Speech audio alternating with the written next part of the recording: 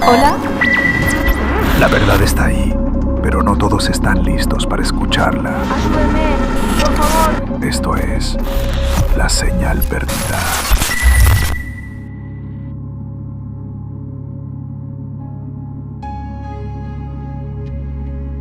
Bienvenidos a La Señal Perdida.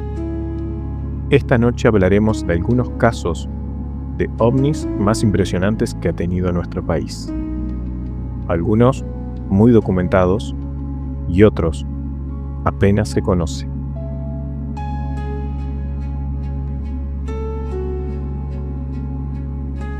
Dicen que hay lugares que respiran, que la tierra no solo guarda agua y minerales, sino secretos.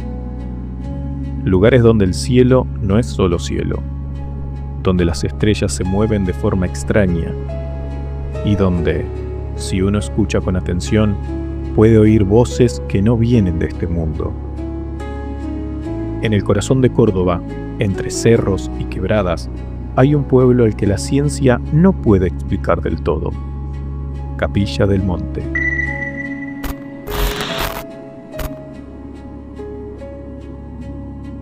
Fenómeno natural, psicosis colectiva, una base subterránea de origen desconocido. Lo cierto es que desde hace décadas algo ocurre ahí arriba. Y por más que muchos lo nieguen, algunos los han visto, otros los han sentido y algunos no volvieron. Bienvenidos a La Señal Perdida.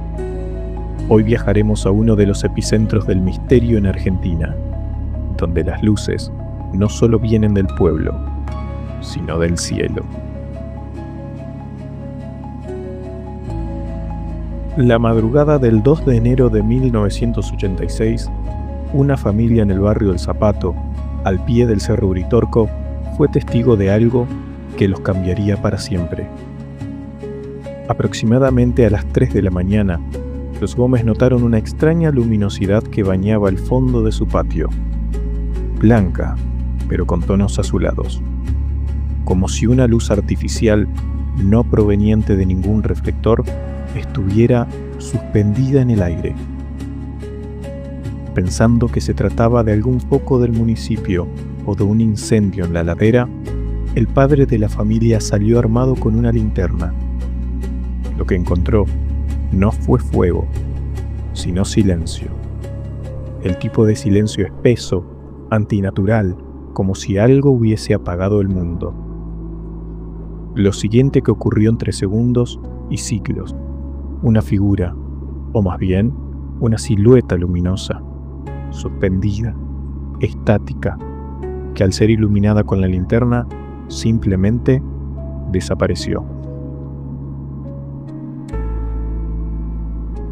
A la mañana siguiente, la familia encontró en su terreno una enorme marca ovalada en el césped, más de 100 metros de largo, con la vegetación chamuscada, pero sin haber sido quemada. No había olor a humo, no había rastros de fuego. Era como si algo hubiera succionado la vida del suelo. Ese fue solo el comienzo. El caso salió en todos los diarios. Se lo conoció como la huella del cerro. Investigadores del fenómeno ovni viajaron desde todo el mundo. Medios internacionales, como la BBC y la revista OVNI, enviaron corresponsales. Científicos no supieron explicar la formación. Durante semanas, decenas de testigos reportaron luces en el cielo, sonidos metálicos sin origen, apariciones de seres brillantes en las quebradas cercanas. Algunos hablaron incluso de una figura humanoide en la cima del Uritorco, de unos 2 metros, sin rostro, que flotaba. El turismo cambió para siempre. Capilla del Monte se transformó en una meca esotérica, con locales que vendían piedras, cuarzos y aparatos de conexión astral. Pero la historia verdadera, esa se fue diluyendo. Con los años, otros casos similares se repitieron. 1991, 1999, 2003. siempre en enero, siempre en la misma franja horaria, siempre con testimonios coincidentes, luces silenciosas, campos quemados sin fuego y una sensación, la de ser observados por algo que no debía estar ahí. En 2011, un grupo de excursionistas reportó haber perdido la noción del tiempo durante un ascenso nocturno. Dijeron haber estado 2 horas en la montaña. Sus relojes marcaban solo 18 minutos. Las cámaras estaban vacías y las brújulas giraban sin control. Los científicos siguen sin poder replicar las huellas. Algunos lo atribuyen a la actividad magnética. Otros hablan de portales energéticos, pero los lugareños lo tienen muy claro. Ahí arriba hay algo, y viene desde hace mucho tiempo. Lo inexplicable no siempre necesita explicación. A veces, basta solo con observar. Capilla del Monte es solo uno de los tantos puntos del planeta donde el cielo parece tener memoria. Una memoria que no olvida.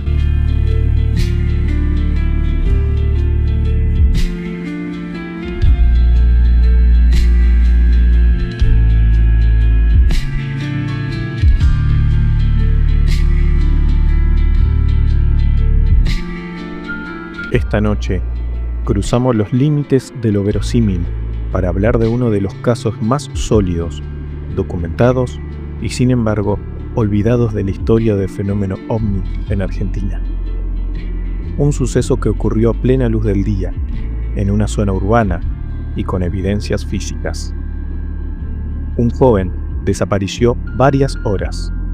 Cuando regresó, no recordaba nada, pero su cuerpo sí.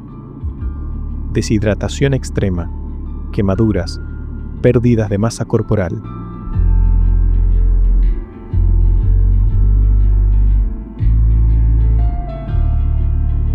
Lo más inquietante fue el reloj en su muñeca. Estaba detenido, marcando la hora exacta en que el testigo aseguró que todo comenzó. Hoy vamos a hablar del caso Vallejos, ocurrido en 1981 en la provincia de Buenos Aires.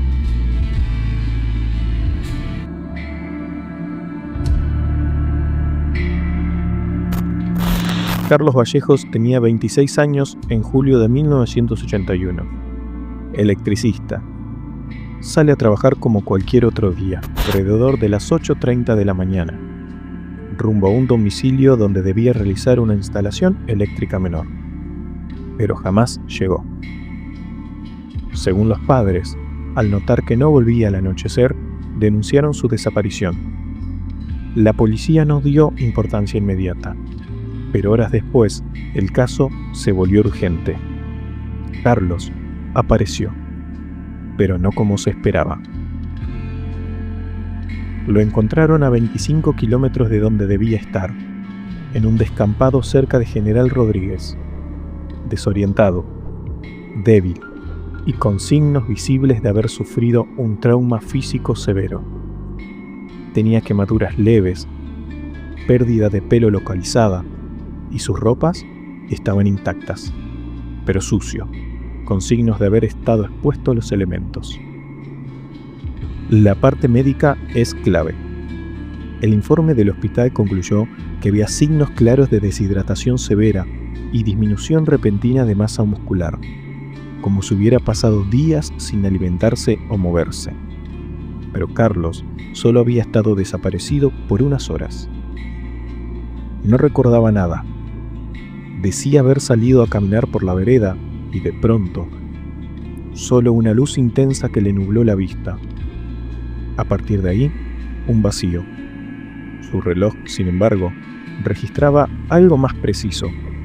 Se detuvo exactamente a las 9:17 de la mañana, hora que luego se corroboró con su familia como el momento en que abandonó su casa.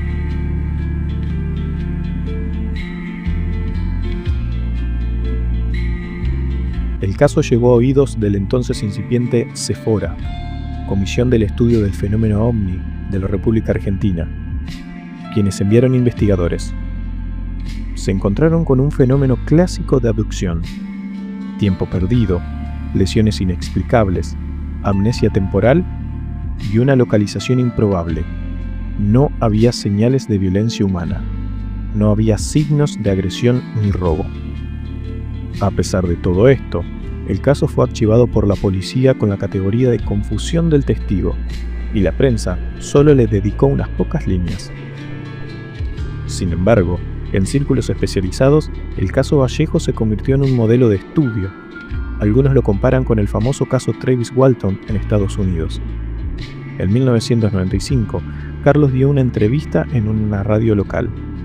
Dijo que durante años tuvo pesadillas. Una sala blanca, figuras altas, sin rostro y un sonido punzante que no podía olvidar. Nunca volvió a hablar del tema. Murió en 2002 y con él se apagó parte de uno de los episodios más inquietantes de nuestra historia. Carlos Vallejos desapareció por horas, pero algo en su cuerpo desapareció por mucho más tiempo. Quizás parte de su alma no regresó nunca. Quizás solo fue devuelto lo suficiente como para callar. Casos como este siguen sucediendo, siguen siendo ignorados, porque admitirlos es aceptar que no estamos solos y que a veces ellos eligen quién se va y quién vuelve.